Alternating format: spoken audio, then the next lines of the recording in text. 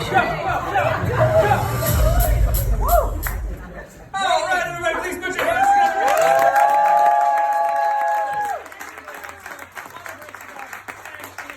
Hello, thanks for being here.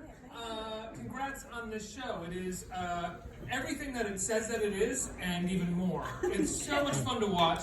I think that you guys, and this is probably not the right thing to say since more Apple Plus. Even more intrigued, a little confused, and just into how special and different this felt. And I spoke to Elena shortly after I read those episodes, and I mean, it was all just, everything just made more sense, and she was so clear in articulating what she had in mind for the rest of the show, and I now feel exactly how you felt explaining to me after only reading 2 episodes. I'm like, you guys just watch the whole thing. It all makes sense. It all just gets progressively better, and the story just unfolds in ways that is so incredible.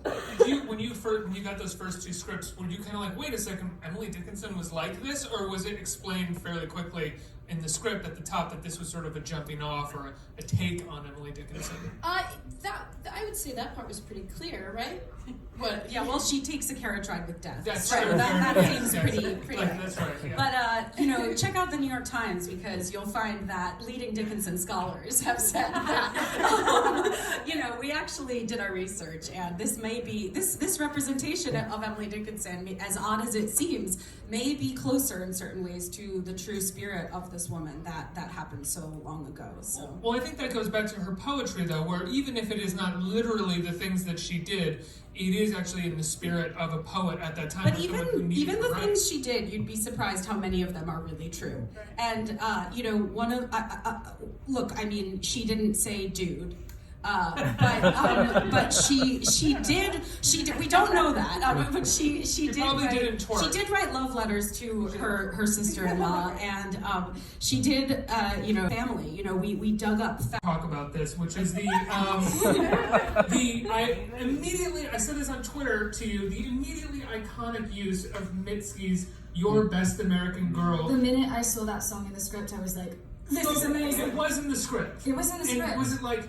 When we were doing the and we scene. played it on set when we shot the scene. Yeah. And did you know that it was good? I mean, obviously you knew at the moment of climax that who hopefully want to end up on something that people care about. There's an inclination to try to pick things that are zeitgeisty or try to write something that is what people care about at that moment. And it's so incredible to be working on something about a woman who had no regard artistically about what was going on in the world around her, and I really feel like Elena has done the same thing, in that this show has so much of her imagination, and it's not a response to what other people want or need. And so I think my kind of overall takeaway from the show is to really just follow what interests you.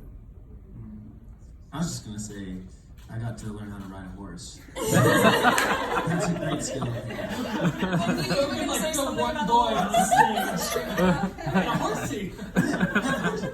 To ride my horse. It's so Austin too. I think I loved every beautiful, serious thing everyone just said, and I think that's all true. But my takeaway was more the constraints of women at the time, and it comes from the second you put the corset on and the clothes that they're wearing.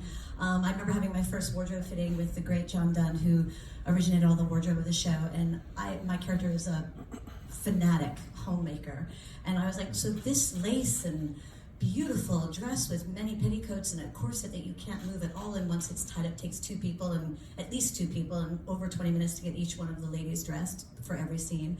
And I was like, so what does she clean in? Coming from a post-Gap generation myself. And it was like this. And I was like, wait, you can't even lift my arm above this in the costume, so I don't know how you reached dust or do anything. But they did, and I think it immediately brings you right to the time. Women were constrained. They were pulled in. The men don't have any of that stuff. The fanciest and most elaborate costumes are the men's, and they're the most beautiful and the most comfortable. The women are bound and tight and can't really, they're constricted by the times. And so you can't not immediately feel like you're in the time of the show and the constraints women were under without you have that immediately once you get strapped. We also learned that one of the major ways that women died at the time was that they got caught on fire because they were always bending over a stove. And Open flames. or They open open flames. You can't take them off. They're not quick release. So Elena greatly tested my contract and set my character on fire by the end of the season. I will say there was one day on set, I think it was Adrian, who's like, my pants are a little tight today. And I'm like, are they? Could you get in them yourself? Could you take it off if you needed to? Men's hair in the 1850s is really cool. Just go on men's hair. Just go on Pinterest and Google 1850s men's hair, and watch the show. But like, there's a lot.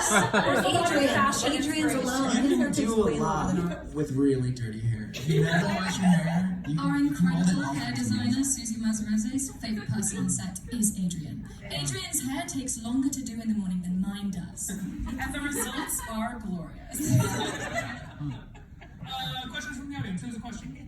Right here. Are you chewing? Literally chewing the scenery right now? I did have a moment later with Lynn Shelton where I made a really Also wacky great choice. Shelton. Yeah, amazing. Yeah. Actually, really, I should say all of the directors that we worked with season 1 were incredible, and all of them. They all come from kind of similarly like independent film backgrounds, you know. So I think that they all came with a spirit of play and authenticity. Yes, you know. yeah.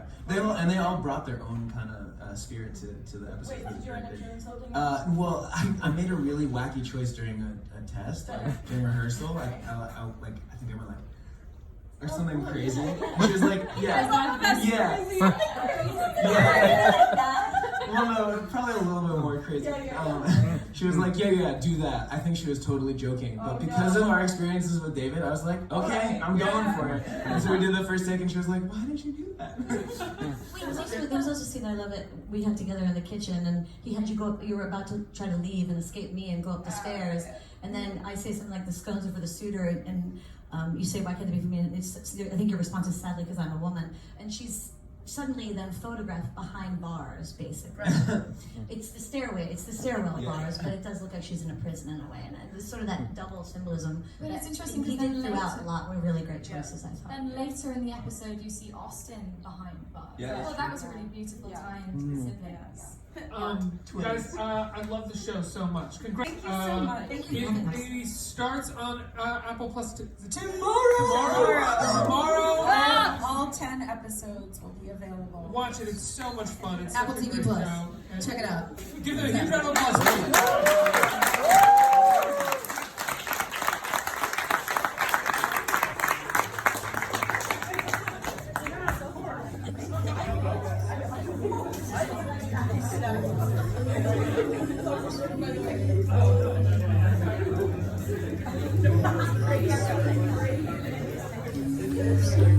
Oh, here we